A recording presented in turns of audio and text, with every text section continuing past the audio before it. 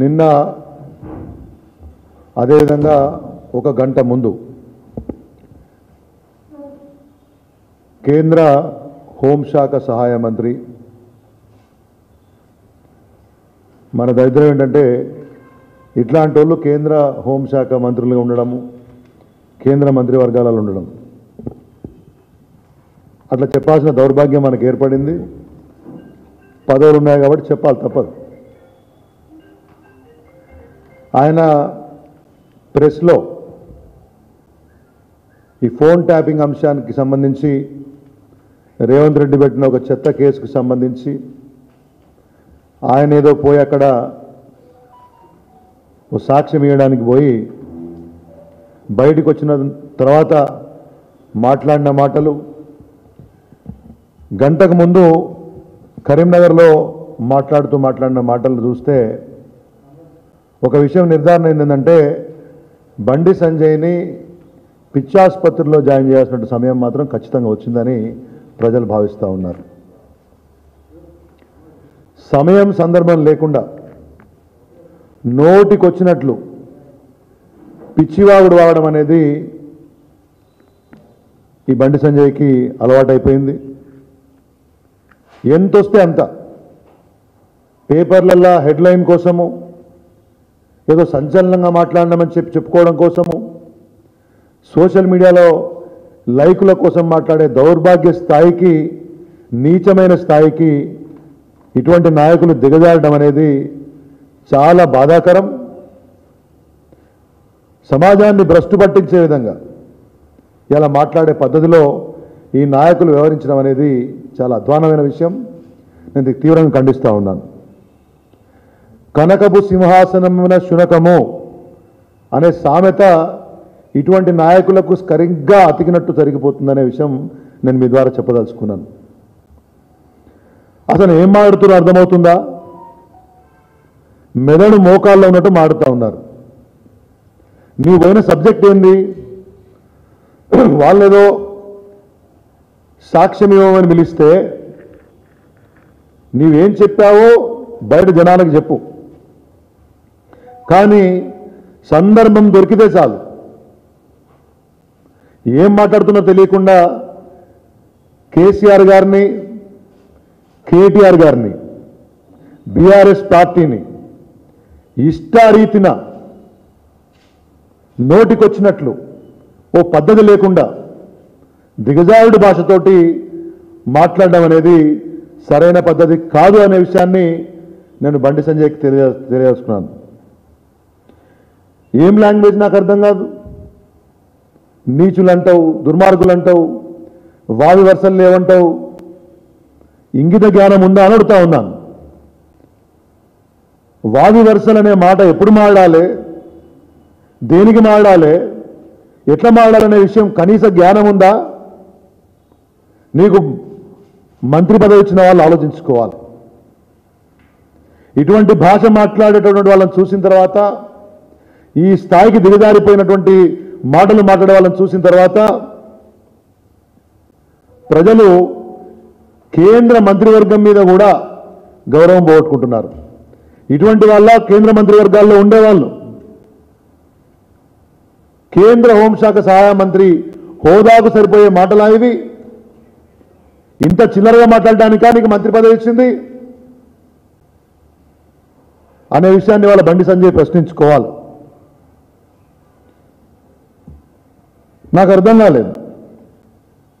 ఏదో ఘనకార్యం చేసినట్లు, రాష్ట్రానికి ఏదో 1000 కోట్ల ప్రాజెక్టు, 10,000 కోట్ల ప్రాజెక్టు నువ్వు తీసుకొస్తే ఏదో జనసందోహాన్ని తీసుకుపోయి ఏదో చేసినట్టు ఓ పనికిమాలిన కేసు, దానికి నీదో పనికిమాలిన సాక్ష్యం, దానికి బీజేపీలోని లేని సంస్కృతి. నీవేదో సాక్ష్యానికి పోతే వందలాది మందిని తీసుకొని వచ్చి అక్కడ రోడ్ల మీద ప్రదర్శనలు, గుళ్ళల్లో పూజలు. సరే, పూజలు చేసుకోండి, తప్పులేదు. కానీ సాక్ష్యం ఇవ్వడానికి పోయినప్పుడు ఏదో బల ప్రదర్శనకు పోయినట్టు ఏం ఘనకార్యం చేసినావా నాకు అర్థం కాదు. నువ్వు సాక్ష్యం పోతే వేలాది మందిని ఇటువంటి సంస్కృతి తీసుకొచ్చి బీజేపీని బస్సు పట్టించినావు కాబట్టి ఉన్న పని కూడా బీకినారు.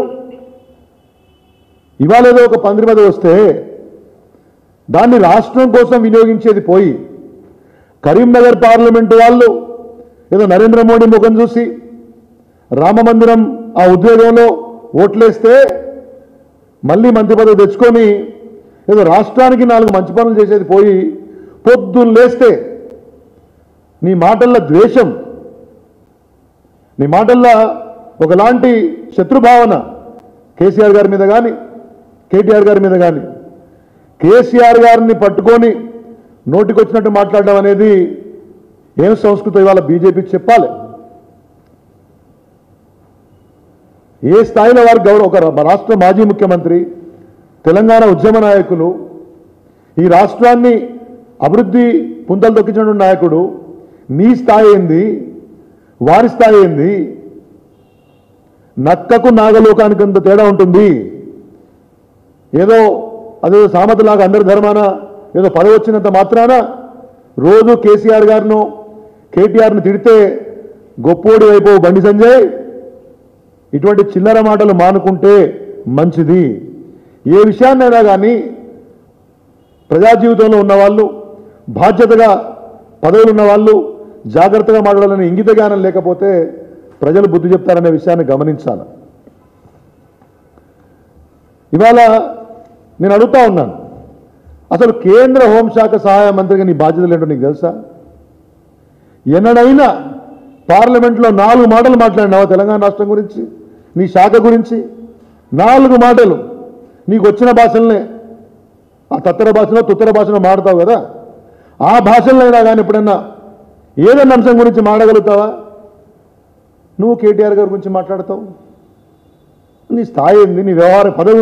నేను మళ్ళీ చెప్తా ఉన్నాను, పదవులు ఉన్నంత మాత్రాన ప్రజా జీవితంలో ప్రజలలో స్థాయి రాదు. బీజేపీ నాయకులే నిన్ను ఒక జోకర్లా చూస్తూ ఉన్నారు. నాకు అర్థం కాక మాట్లాడతాను. నేను ఇంకో దూపేదలుచుకున్నాను మీకు అందరికీ. ఈయనను పార్లమెంట్లో మాట్లాడమంటే స్పీకర్ గారు ఓం బిర్లా గారు లేచి ఆయన శాఖకు సంబంధించి మాట్లాడమంటే ఇక చూడు నేను చూపిస్తాను. తమరి బతుకు ఇది. ఐటమ్ నెంబర్ 6 బాబా ఏం చెప్తున్నాడు స్పీకర్ గారు? కాగజ్ లేదో ఉసుకు కాగితం ఇవ్వండి, సంజాయించండి. తమరి వ్యవహారం ఇది.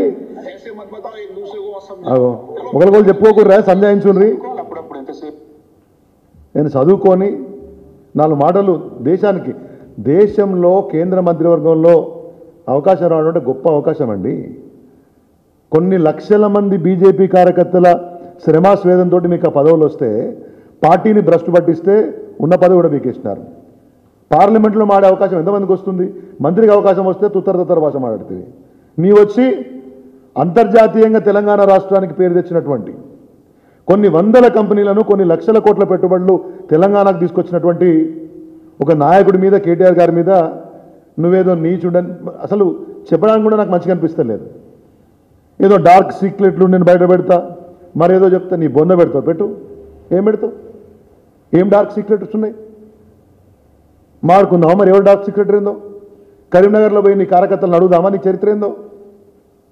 అసలు నిన్ను బీజేపీ అధ్యక్ష పదవి నుంచి ఎందుకు దించారో మాడుకుందామా, చర్చ చేద్దామా? ఊరకే నోటికొచ్చినట్టు మాట్లాడి ప్రజల్లో పల్సన కావద్దు.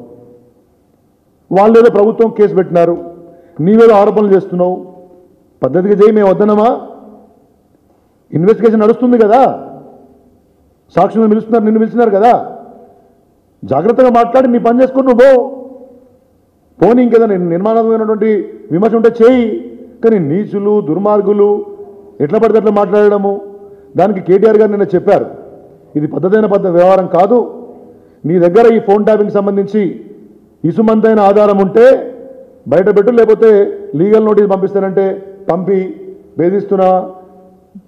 కొద్దిగా బుద్ధి జ్ఞానం ఉండాలి, బెదిరించడానికి కాదు. ఎవరి హక్కులు వాళ్ళకు ఉంటాయి, ఎవరి గౌరవాన్ని వాళ్ళు కాపాడుకునేటువంటి ఒక హక్కు ఉంటుంది.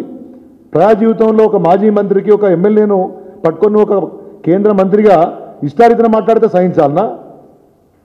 పొద్దున్న లేస్తే అరెస్ట్ చేయండి, అరెస్ట్ చేయండి. నీ జాగీరా లేకపోతే రేవంత్ రెడ్డి జాగీరా అంటే ఎట్లా పడితే అట్లా అరెస్ట్ చేస్తారా? ఒకటి ఏంటంటే ఒక విషయం అర్థం చేసుకోవాలి. ఇవాళ రాష్ట్రంలో బీజేపీని కాంగ్రెస్ పార్టీకి బి టీమ్గా తయారు చేసినారు. నీలాంటి వాళ్ళు చేయబట్టి నీవేమో రేవంత్ రెడ్డికి అధికార ప్రతినిధిగా మారినావు. ఇది ప్రజలు అర్థం చేసుకోవట్లేదా? ఏం భాష మాడుతున్నారు మీరు? ఇటువంటి చిల్లర మాటలకు బ్రాండ్ అంబాసిడర్ తయారైతే ప్రజలు సరైన సమయంలో బుద్ధి చెప్తారు. ఈ విషయాన్ని గుర్తుపెట్టుకోవాలి.